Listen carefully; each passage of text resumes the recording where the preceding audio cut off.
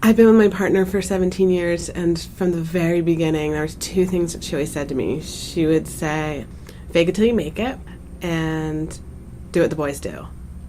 So smart. You're listening to The Other 50%, a history of Hollywood. I'm Julie Harris Walker. This is the podcast where we hold the space for successful women in Hollywood to tell their stories. In this episode, I got to sit down with Kirsten Schaffer. She is the Executive Director of Women in Film in Los Angeles. We learned a lot about her as a badass, an advocate, and a mother, and she told us all about the work that Women in Film does. In particular, the Reframe project that is being done in partnership with the Sundance Institute. It is so interesting and vital and backed up with data. You can find Women in Film and dig deeper into what they are doing at womeninfilm.org. You can find us at theother50%.com, all spelled out. And you can also go there to buy the Other 50% swag, like the stainless steel coffee mug to use in your car while you listen to the podcast. You can also find us on iTunes, Facebook, and on Twitter at Other50%, spelled out, and on Instagram at Other50%podcast. Here's Kirsten.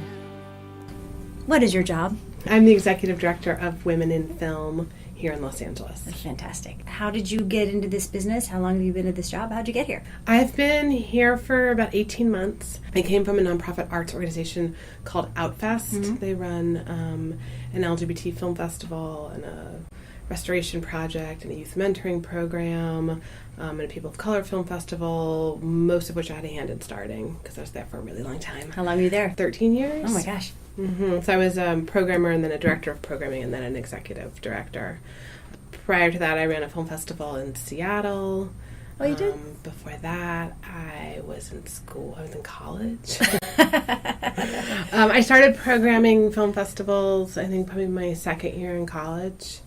So did you always know that was the direction you wanted to go in? No, I went to school to get a degree in environmental science, environmental education specifically, mm-hmm. and I went to like a funky, amazing, totally cool liberal arts school in Washington State called the Evergreen State College. I was just going to guess Evergreen. Yeah, I went to Evergreen. I'm from Seattle. Oh, okay, so you know it. A lot of artists and artistic people have. Were there any grades or structure? Or? No, there's no grades. There's not a lot of structure. The beauty of it is there are incredible professors who are completely dedicated to inspiring young minds and helping people figure out what it is they want to learn and how to best learn it. So there's a lot of, you do these integrated programs mm-hmm. where a group of professors get together and decide on a theme and they come at it from all different angles. So like one of my favorites was a program called 1492 to 1992 Discovering the Americas. And so it was a poet, a filmmaker, a film professor, I think a sociologist, and an anthropologist. And so you're looking at American history through both an art and... How cool. Yeah, through all these different lenses. It almost sounds like a constructionist kind of... Mm-hmm. Like the way grade schools are now being structured. 30 years ago, Evergreen sounded crazy, and right. now it sounds like cutting edge. Right. Yeah. I think a lot of education is going more in that direction. There's a lot of experiential learning, mm-hmm. A lot of project-based learning, the kinds of things that we're seeing happening more in progressive schools, and even probably seeping into a little bit of public school because they have to keep up with what's happening in more progressive movements. So cool. Anyway, I thought I was going to study environmental science, and I totally fell in love with filmmaking through this coordinated program that mm-hmm. I did. And continued on that path and then started making movies, made experimental movies, because that's a lot of what they teach there. Yeah. Like what kind of films? The kind of filmmakers that we were learning about and watching the films of. Trinity Minha, who was just accepted into the Academy this summer. I was thrilled to see that. Mm-hmm. Maya Deren, Barbara Hammer. Those kind of like avant-garde 60s, 70s mm-hmm. experimental filmmakers. I'll think of more. So then did you make some films? I did. I made films. I made mostly experimental films. Uh-huh. And the Olympia Film Festival is a really special festival. And I helped a friend curate the experimental film section of that. That was my first festival endeavor, and I loved it. Mm-hmm. And so then I started programming the LGBT Film Festival on campus. And then from there, just kept programming film festivals. Yeah, did you ever know that could be a job? No. No. Then how'd you make it to LA? I was running a festival in Seattle, and Shari Freelo, who is senior programmer at Sundance now, and the brains behind New Frontier, which is their experimental new media VR program that she's built over the last 10 years. She was going to go make a movie, and she needed somebody to come program Outfest. And so we had met at a festival, and she called, and she was like, will you come do my job for 6 months so I can make a movie? And I was like, sure. I mean, I was 26, 27. And then that turned into years. That turned into years, yeah. So I came here for a season, and then I went back home, and then they brought me back the next year. Did you grow up in Seattle? No, I grew up in D.C. Oh, so you just went out for college? Mm-hmm. There's a whole D.C. Olympia music connection. There is? Yeah, a whole punk rock, indie music world, and there's a lot of kids going from D.C. to Olympia and back. I never knew. Mm-hmm. The things you find out doing this. That whole Riot Girl movement that was born in Olympia in those years that I was there, yeah. That was all music based, and with the Discord music, the label, the Fugazi, all those bands that came out of DC in those years had a whole relationship with the Olympia bands. And that's how I got to Olympia. I sort of knew that it was the coolest, seemed like the coolest place in the world to be, and so when I found Evergreen, I was like, why would I? Why would you go anywhere else? Right. Why would I go to Brown where my dad really wants me to go? I'm going to Evergreen. Were your parents freaked out that you went to Evergreen? I mean, my dad was a college counselor, so he knew about a lot of schools, and he knew it was a good school, so he was totally fine with it. But he was a little disappointed I didn't do Ivy League. Oh, well, it all worked out. I know, it's when it's your profession to get kids into private school, to get kids into college, and your own kid, So then I guess go to meetings. And people are like, well, where's your kid go? Right. Well, not Brown. Not right. But she could have. That was his story. So I started programming Outfest, and... Can you say real quick, what does it mean to program a film festival? Sure. What's the actual job? It's similar to a curatorial job, similar to, what one does in an art museum, with the main difference being that art museums tend to focus on sort of retrospectives or bodies of work that span time periods, right, that can span decades. Festival programmers are looking at usually a body of work of the last year or two and choosing the best film, the best, most contemporary films for a festival. So you would select the films? So you are tracking film. It starts with tracking. Mm-hmm. You know what films are being made. And then you start going to other festivals to see what's showing up. And then there's an application process. People submit, and you watch things that come through the submission process. And then you cull together the kind of best of the best that... And when I was doing Outfest for an LGBT film festival, it's a community-based festival. So you're trying to find the best films that appeal to the widest sort of constituency, right? So films for gay men, for lesbians, for bisexual, transgender communities, for old people, for young people, for white people, for people of color. Get them all in there. Yeah. So... And then you produce the event also? There's a team that produces the event. Okay. So when you're a programmer, you really are just selecting. You're watching films on and choosing the films and then writing about them, and then at the festival introducing them. God, great experience. Mm-hmm. Okay, so then you made the move to women in film. What prompted that move? I was ready for a new challenge, mostly. I'd been obviously a programmer for a long time, and then I had moved into an executive director role. I had been working within the LGBT community for most of my career, and it felt like we had made pretty good strides. A lot of change had happened. I'll say. And I felt like the women's community was sort of lagging, and that I had learned a lot in those, over 15 years about how building a movement through art works, and how you can leverage how you can leverage both the art and the process of community building to make change. And I thought that this movement would really benefit, the sort of growing women's movement would benefit from that experience. Yeah. Did this position exist before you came? It did, but it was a little different. There was a wonderful woman who's actually still here on the other side of that wall, who was working with the board of directors to run a lot of the programs, and then there was a financial person who was doing sort of the accounting and business management. Part of bringing me in was to bring everything kind of under one roof and under one position. So I now oversee the business of running a nonprofit and the programs of running a nonprofit. Great. So tell us a little bit about Women in Film. What's the mission? The mission is really long, and the gist, is to achieve gender parity in the entertainment industry.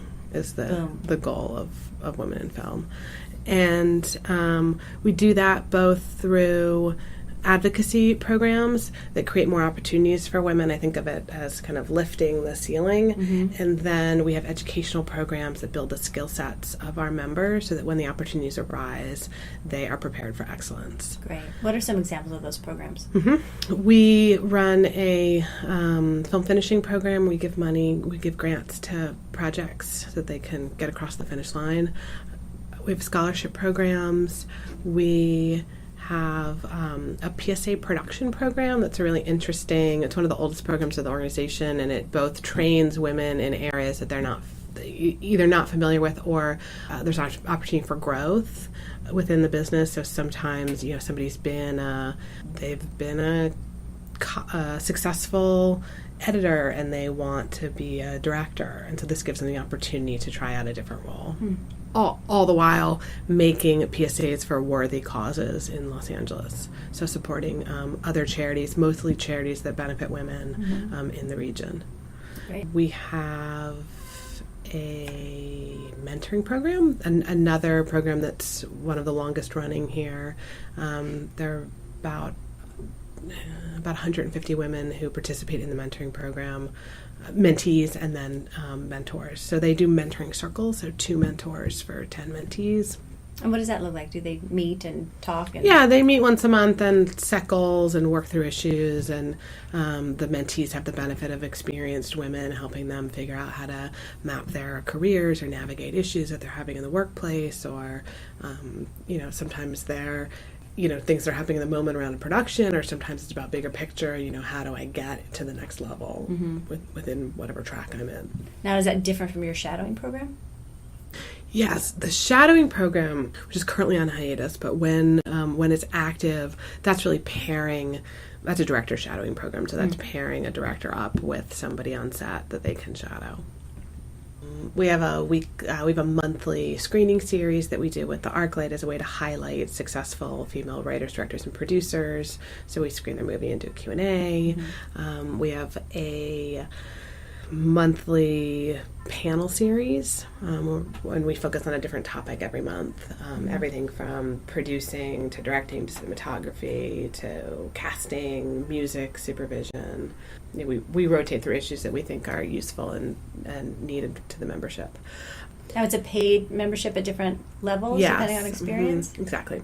And then we have a program called the Legacy Project, which is we have a collection of interviews. I think there's about 55 in there of women in various aspects of the entertainment business, from stunt women to producers, directors, actors.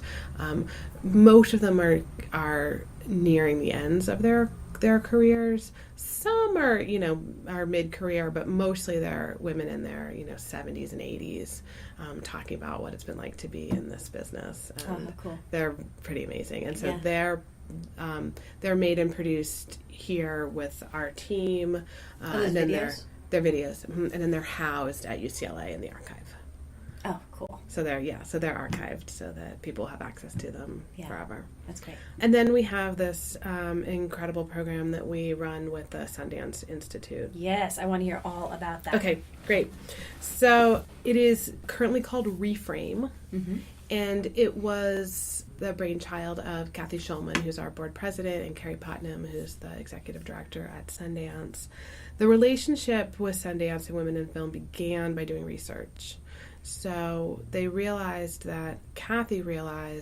that there was a lot of research that had been going on for a number of years, but all of it was statistics without a lot of analysis, not a lot of deep analysis into the issues. So you have the data, but not what does this mean? Right. So, there's annual reports that come out about the numbers of women writing, directing, producing, and in front of the camera. But there hadn't been too many theories about why the numbers were as flat as they were. How are the numbers? How are the numbers? It's a trick question. Yeah. In 2014, which was the last year of our research, 1.9% of the top 100 grossing films were directed by women. 18.9% were produced by women. 11.2% had female writers, and 21% had female leads. That's terrible. It's terrible. Yeah. Is it particularly worse now than it was 20 years ago? Have we fallen backward? We have, it's fluctuated. I think it's never gone above 8% in the directing category. So it moves. It looks to me like it's been moving between 2 and 4% in the last few years in directing. Terrible. It's terrible. All right, well, it's time to do something about it. Right. We are. Good. So then the big question is, why do the numbers look the way they do? Right. So what we did was we used the Sundance fellows and filmmakers as a control group to better understand what's happening in the rest of the industry and to see where it is that women are falling out of the pipeline. So, if we assume that 50% of people going into film school are women, which is anecdotal, it hasn't been, there has not been a study on that. Right. But all the people who are teaching at those schools that I've talked to are like, yeah, it's about half. Right. So let's assume it's half. 25% of the films at the Sundance Film Festival are directed by women. 1.9% of films in 2014 were directed by women. So where is it that women are falling out between 50, 25, and 1.9? 25 is pretty good. I think Sundance is doing a good job. Yeah. But what's happening? And we learned a number of things about how women are tracking compared to their male counterparts. So the guys are making films at 2 to 3 times the rate of women who make films that have, the films all are well rated. They have a high Metacritic score. Which films? Both the women's films and the men's films coming out of Sundance. Okay. The women's films have a slightly higher Metacritic score, so slightly higher, rated slightly higher by the critics. But the films directed by men tend to get picked up by bigger distributors and get wider releases than the films made by women. And so that automatically sets women on a different track. Right. Because this business is cumulative. So you make a $5 million movie, then you get a $10 million movie, then you get a $20 million movie, then you get a $100 million movie. If you make a movie that only goes into 25 theaters and makes under $1 million, it's harder to keep jumping up. Right. Then you're still making the $150,000 movie. Right. Or the $500,000 movie or the $1 million movie, but you're not getting up to the 20, 50, 100. And that split happens early in the career, immediately. The split happens early. Yeah. Mm-hmm. Women have a much harder time making their second feature. And it's a little bit easier to make the third feature than the second, but the guys have already eclipsed them. They're already on their $100 million. Right. Yes. What do we think it is? We think it is this idea that there's a perception of a gendered marketplace. And so that means that there's a belief that films made by women won't perform as well in the marketplace, which again is untested. Is there any evidence? No, I mean there certainly have been movies made by women that are women's movies. A film like Trainwreck or Pitch Perfect or Pitch Perfect 2 that have done great, done really well. But there is still this idea that films made by women, and you can see my air quotes, for women, see 'em, are aren't going to do as well. And so then that becomes kind of a self-replicating idea, right, where they continue to think they're not going to do well.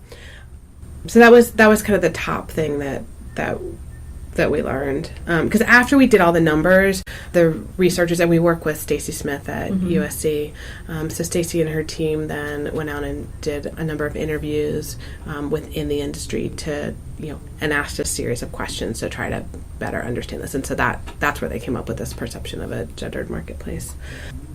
There's also an idea that there's a scarcity of talent pool and experience. So one of the things that we did in the study is we asked people to name 10 female directors, and most of them couldn't name more than 3. Some of them could, some of them couldn't even name 3. Wow. And female directors who could direct a big budget movie was the specific question. And again, it's that if women aren't moving up in the ranks, then they're not going to be perceived to be able to direct those bigger movies. Right. Is there a piece in there, because I hear over and over again, men are hired for their potential, women are hired on their experience. Has that borne out to be true? Yes, men are hired on their potential. I've heard it said a different way, and I'm trying to remember what the other thing is, but basically the same thing. Men are hired on their potential, women are hired on their experience or on their track record. Right. And that's part of this. I think people tend to hire people who are familiar to them, and that often means that look like them. And so it's easier for a guy to see the young version of himself and think, oh, I did this, you can do this too. Yeah. And for some reason, it's been harder for them to see that same potential in women. Does that lead us to unconscious gender bias? It does. That's not a thing we tested in the study, but it's certainly a thing that we're aware of and that we think needs to change dramatically.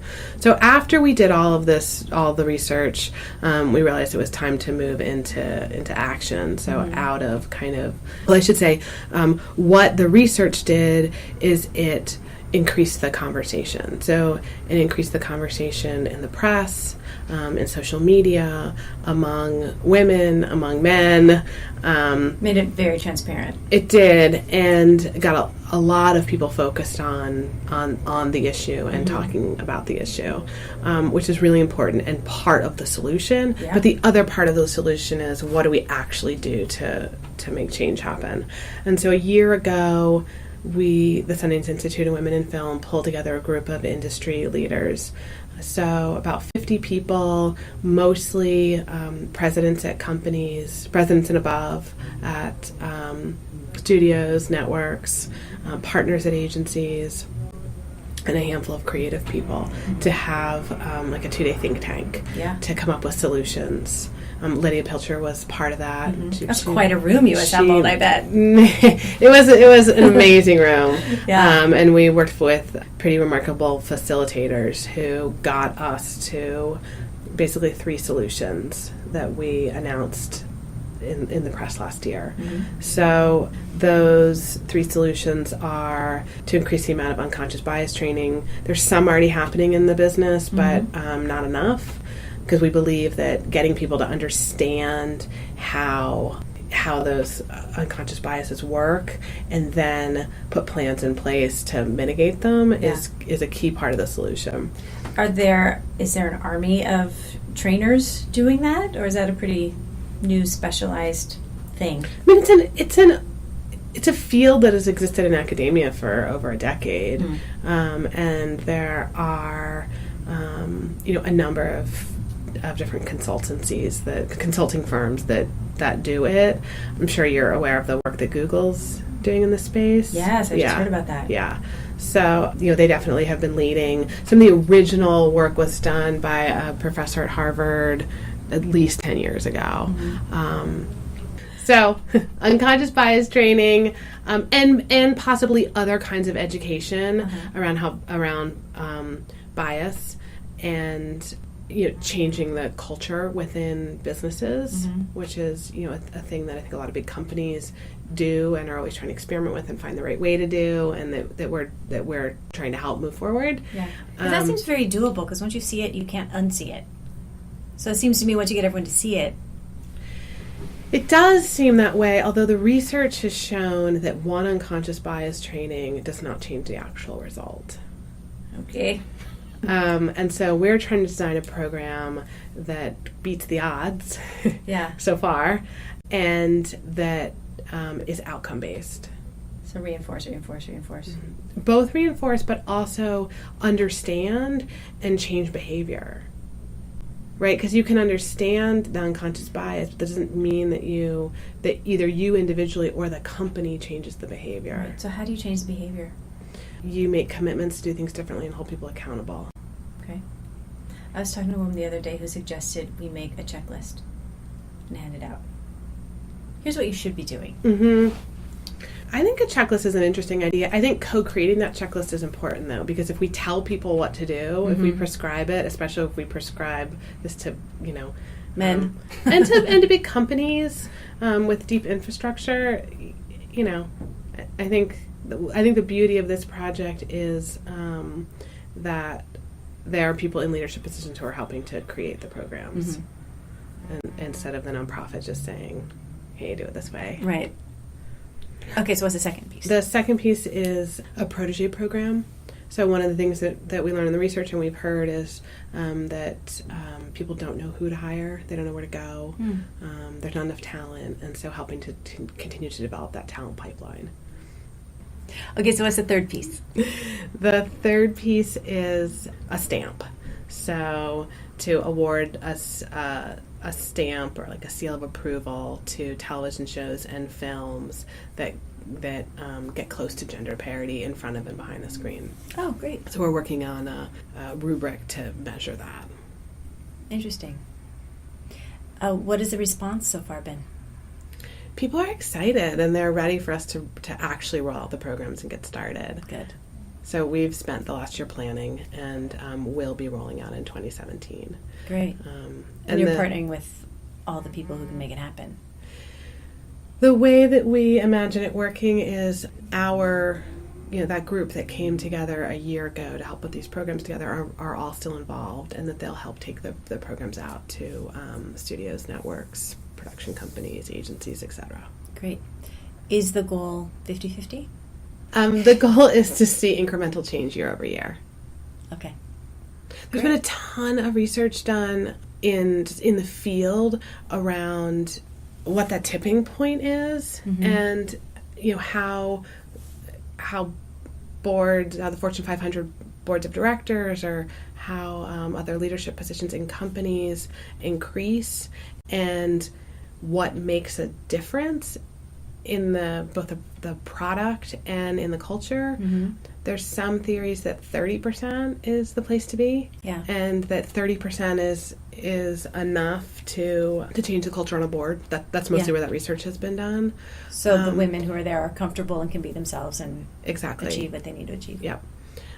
And so we're aware of a lot of that research, and we want to see how our project progresses to figure out what the sort of ultimate goals are. But we know right now that we just want to see incremental change year over year. Okay. And you're taking solid action, which is wonderful. Yes. What do you think, outside of this program, what do you think the next steps are for women in this business? That's a great question. I think the next steps for women in this business are to continue to make great work, to continue to understand how the business works, in part the financing, and to understand that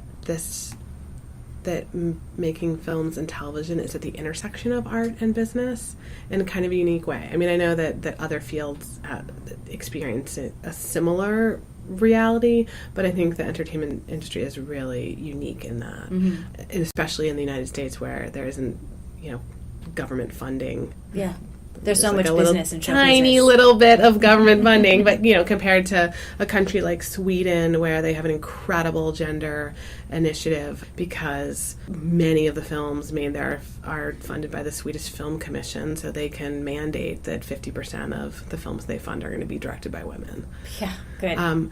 And we can't do that here in the U.S. Is there any thought, though, to tying it to film incentives? There's been some talk of tying it to film incentives. Is that catching any momentum? It may. It's really complicated. Yeah, I'm sure. But there's definitely talk. Yeah. Okay, good. I wasn't the only one with that idea. No. There's I know a number of different groups who are sort of talking about that and working on it and looking at different states where that may start. I mean, New York has tried to put an initiative through.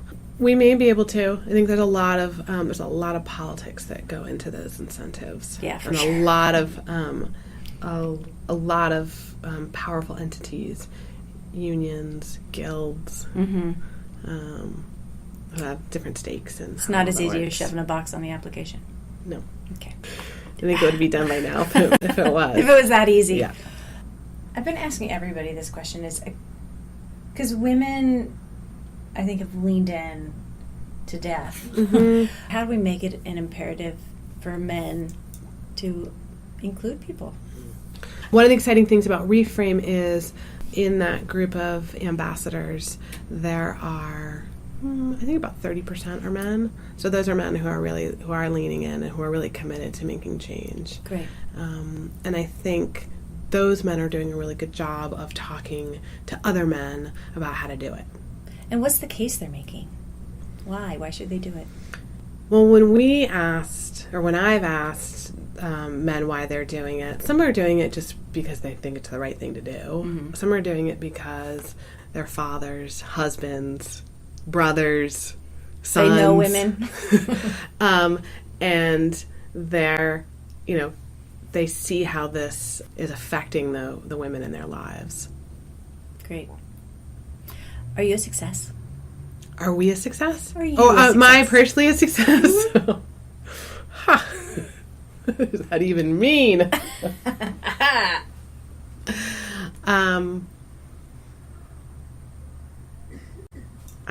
Yes, I'm a success. Good. Good job. Good job. These are some questions I ask everybody to see how they react. I am a working mom of 2 little kids. I have a 6-year-old and a 2-year-old. You're in it. And so it's there are moments when I'm like, I'm failing as a mother and I'm failing as an executive director. And then think that's normal. It's totally normal. And then there are moments where I'm like, oh my God, I'm totally managing it. I'm managing both. And, You're killing it. My kids are super healthy and they're happy and they're doing well. And my organization is thriving and we're making change. And I have an incredible staff. How are you managing that part of your life? The staff? The kids. The kids. Oh, my partner works from home, so that really helps. Handy. I mean, she works 40 hours a week, but she can slip away at 2:30 and pick Olive up from school and bring her home. Right. And then I often have to do late nights, so I do mornings. So I flex my hours. So I get here at 10. I leave the child care provider comes at 9. I get here at 10, and then I stay later. So we share the responsibility, and then I seriously do weekends. The children are mine on the weekends. Yes. So you arrive Monday exhausted. I do arrive Monday exhausted and slightly relieved. Yes, exactly. Well, no, I have 3 children. I get it. Chasing a 2-year-old around is a lot of work.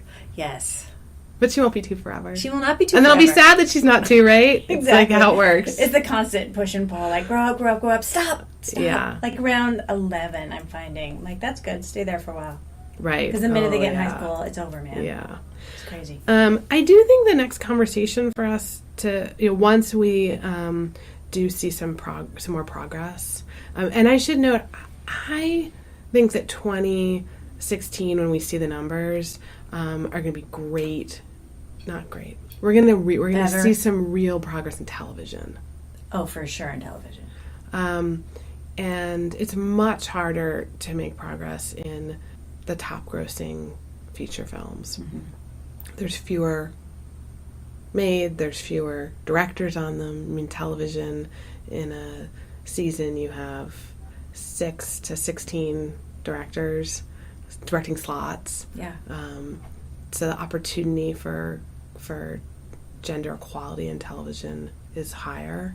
And I think that there's a real concerted effort on the part of the Directors Guild, on the networks, to to move those numbers. And so I think we are seeing growth in television. Great. I think people are having a harder time figuring out how to crack feature films. Well, hopefully TV will prove out at least the art piece of it, Mm-hmm. and then we can figure out the business part. Right. I think mostly by just showing data that it's a perception, it's not the truth. Right. But I think that the next hurdle is looking at, how people are managing families and careers, and not just women. Yep. I think men who are setting a different tone in the workplace. I think men setting a different tone in the workplace is really important and a huge part of that. Yes. I think dads need to leave for soccer games at the same rate that moms leave for soccer games. I think they need to take paternity leave in the same way that mothers do. And I think it needs to be about parenting as opposed to about mothering. And I think I think when we get to that place, that's going to have a huge impact. Well, even when they do, the perception is he's going to the soccer game, he's a flippin' hero. Right. She's going to the soccer game, she's a flaky person we can't count on. Exactly. That perception has to change too, but probably with more and more men doing it. It'll become more normalized. Yeah. But this is the thing I think women don't talk about enough. Oh, no. And we certainly don't talk about it in public space. No. Because we can't yet. Right. So I'm asking everybody to make it normal. Right. And I'm talking to guys about it more and more. Like, 35-year-olds who are having kids, and, I'll start, my friends or friends of friends, and I'll say, are you taking paternity leave? How much are you taking? Yeah. Are you taking family leave? Do it. And what kind of father do you want to be? Right. And probably not the same kind of father we saw 50 years ago. Right. And I think this younger generation wants to be there. I think they're going to demand some work-life balance. I hope that they demand Let's some work-life balance. It would be good for everybody. It would be good for everybody, and I think I really do believe it's a key part of the gender equality equation. For sure. Okay, another question I ask Yes. everybody. Uh-huh. Are you a badass? Am I a badass? Mm-hmm. I'm a total badass. What does that mean to you? It means that I have strong convictions, that I'm dedicated to them, and that I'm willing to work hard to make change. Do you ever feel like an imposter?